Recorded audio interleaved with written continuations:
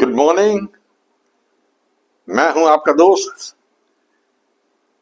मदन सिंह और मैं आपके साथ बात करने वाला हूं about Donald Trump. I think you will realise that Donald Trump is the most powerful person in the world. पर एक पुरानी कहावत है, power corrupts and absolute power corrupts absolutely. I think that is the position. Corrupt here doesn't mean corruption the way we deal it. Corruption means corruption of the mind, corruption of power. And Donald Trump, unfortunately, has shot himself in the leg. Before Donald Trump came to power, he was talking a lot. He said, मैं एक दिन में Ukraine war खत्म कर दूंगा. I will bring peace in Gaza. I will solve the Iran-Israel problem. But all this has failed. He has totally failed. तो उनको एक ही चीज मिली which he could catch on to was say कि I made peace between India and Pakistan. ये भी एक bluff था. You know, they say in the English word language bluff. And Pakistan played along with the bluff because Pakistan's got an axe to grind and Pakistan knows which side the bread is buttered. So General Munir, who had recently been to United States, had lunch with the president in the White House, made a statement that, well, America is responsible for the ceasefire, and he, General Munir, was of the view that Pakistan should recommend Donald Trump for the Nobel Peace Prize. This is something which Trump has been hankering for a long time.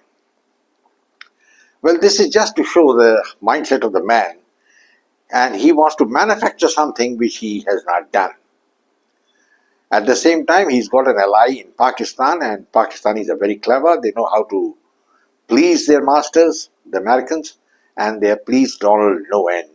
With the result, Donald Trump has made a statement that he has great admiration for Field Marshal Munir. Excellent. I wish the Field Marshal all the best. But that's all I can do because Donald Trump, I think, is the last American president. This is my thinking. कुछ some time back, you know, मैंने एक site है Hub Pages on which I write a lot. बहुत से article में लिखता हूँ वहाँ. And I had written that Donald Trump is the last president of the United States. And that was a couple of months earlier. And when I mean the last president, I don't mean that there will be no president after me. I mean that it would be the end of American power once Donald Trump finishes his tenure. अब Trump जो है came into power with a lot of hope. Indians को बहुत hope थी Donald Trump से, but he has belied Indian hopes totally, and he's neglected India and Narendra Modi for nothing at all. Of course, Modi committed some mistakes, no doubt about it, and he should have realized, that is, Narendra Modi should have realized that if you're going to swim with the alligator, you're going to be friends with the alligator. You can't just fight the alligator. मगरमच्छ में पानी में रह के उससे दुश्मनी नहीं ले सकते. That is something which Modi must have understood. But he committed some mistakes which I've discussed earlier, and Trump felt that Modi is not giving him due attention, while the Pakistanis were giving tremendous attention, and Pakistan has been ally of the United States since 1954. And now also Pakistan is needed by the United States very desperately in the battle against Iran. Now, what has happened is that the situation has become dynamic. Israel mounted the attack on Iran with the full backing of the United States. I think Donald Trump knew about the attack, and initially the Israelis played hell into the Iranians. They wiped out their top leadership, attacked their military targets, but they didn't have the weaponry to strike at the nuclear sites, the nuclear assets of Iran, including the main asset of Iran, which is in the eastern mountains of Iran and where the uranium is stored 90 feet underground in the mountains. So you need special bunker bombs to destroy that particular site, and the Israelis didn't have it, neither the delivery system, because the bomb is so heavy, it can't be carried by the F-22 or the F-35 which the Israelis were using. It has to be carried by the B-52, the heavy bomber of the US Strategic Air Command. Well, the Israelis were handicapped. They fought bravely and had the edge of the fighting. But things are changing, I think, now, because Iran has not given up. Despite the decimation of the top leadership, the Iranians are fighting back, and basically it's with the support of China. China is giving them hypersonic missiles, they're giving them weapons, they're giving them everything. And even Russia has promised Iran the S-400 missile system and any amount of electronic warfare equipment. At this time, one expected Donald Trump to make a stand. And that is where this man has been lacking. I've been observing Donald Trump that there are two, three things about him. He's a bombastic man, talks a lot, but that's about all. When it comes to action, he's zero. He panics fast, he can't take decisions, and he's hemmed in by the fact that he doesn't want to start a war. But sometimes, war is essential. If you remember, Neville Chamberlain, who was the Prime Minister of England during World War II, at the beginning of World War II, had gone to Munich and signed a peace treaty with Hitler and said, I have achieved peace for our time. Wonderful. But shortly after that, Hitler attacked Poland and Neville Chamberlain became history. He had to resign and go away, and Winston Churchill took over. I'm just giving you an example here that you cannot just dictate things and live in a dream world which Donald Trump is living. He should have realized that Iran is not a normal kettle of fish. I don't know how American intelligence really failed in assessing what Iran is going to do. And it is Israelis who are now suffering. I think Israel is a very small country, and the Israelis' barrage of missiles, intercontinental missiles, rockets, including the hypersonic missiles which have hit Israel, have put Israel on the back foot. Israel can fight back and probably will.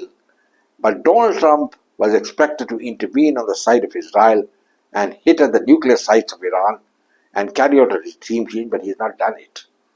He's not done it for so many reasons, because he's an indecisive man. He cannot decide what is to be done. That's number one.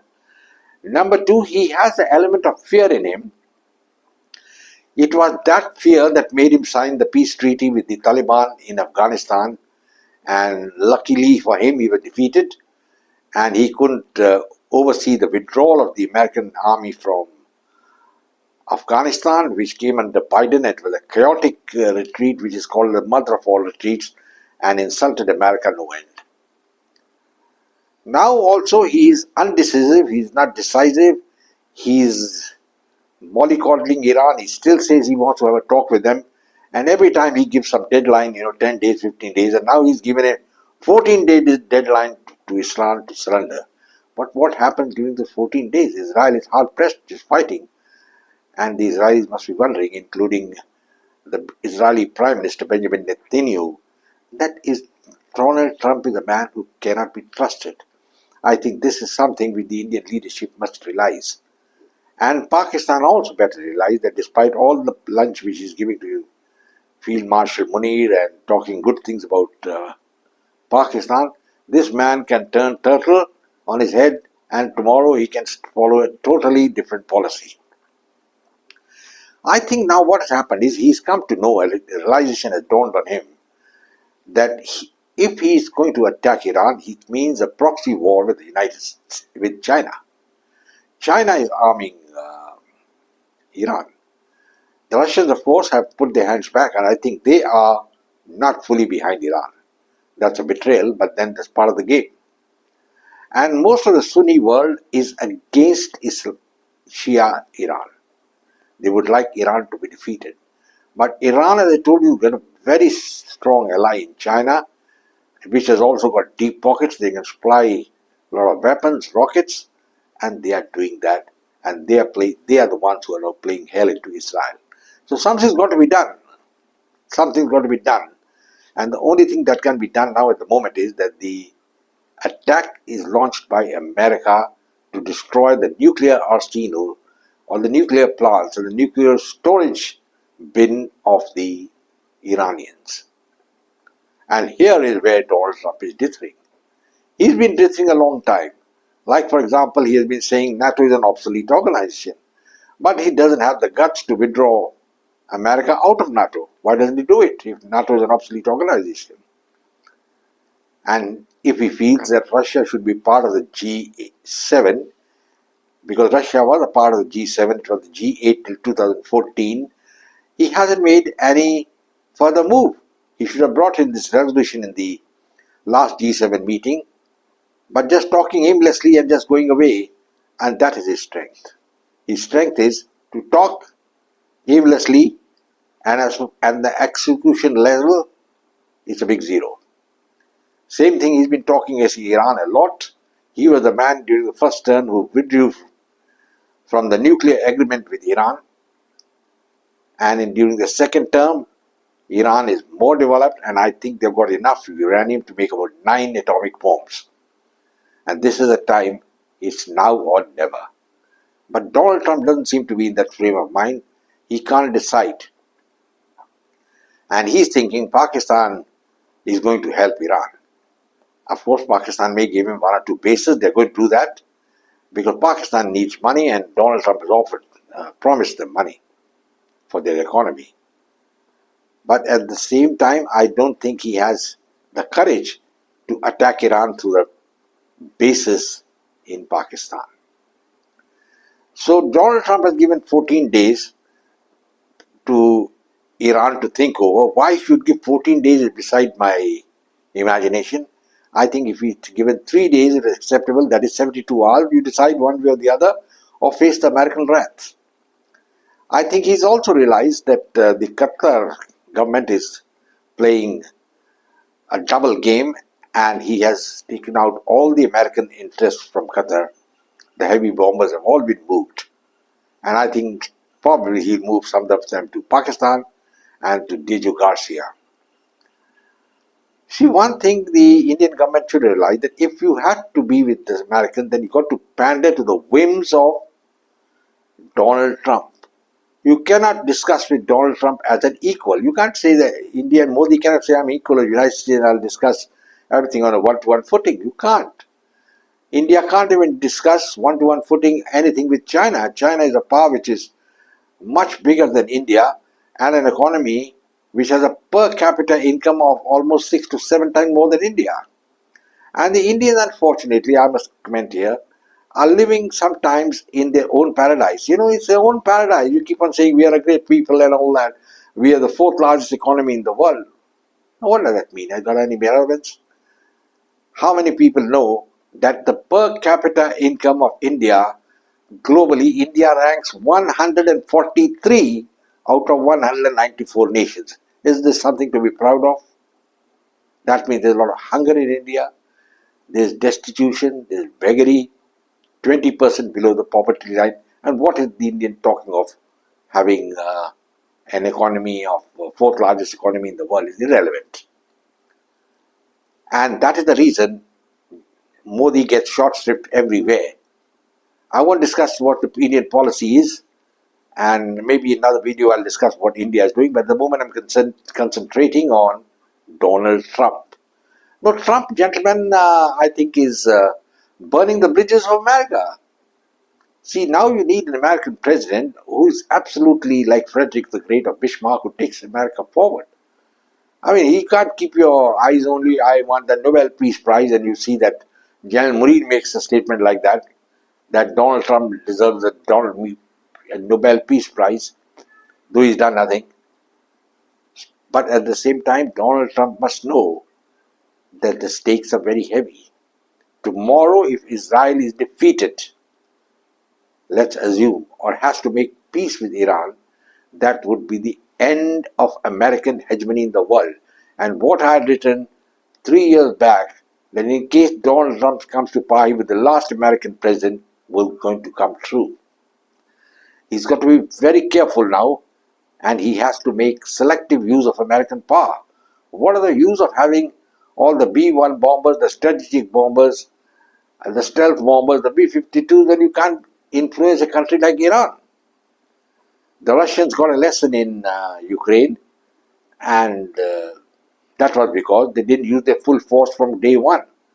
Now, if America has to move into the battle with Iran, it has to be not a selective fight, but a wholehearted fight as envisaged by the father of modern warfare, air warfare, that is Goliath the Hoot, where his strategic bombing is going to win the battle.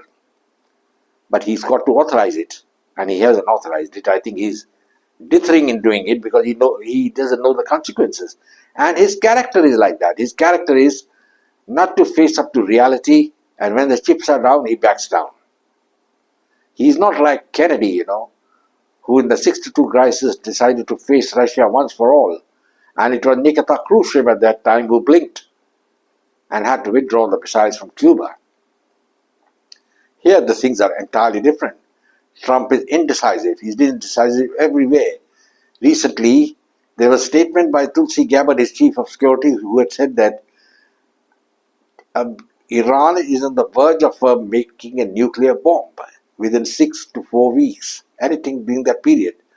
And he's gone publicly and said that she's wrong. Now, what the hell is he talking of, What the hell is he talking of? Well, gentlemen, I have nothing more to add on this.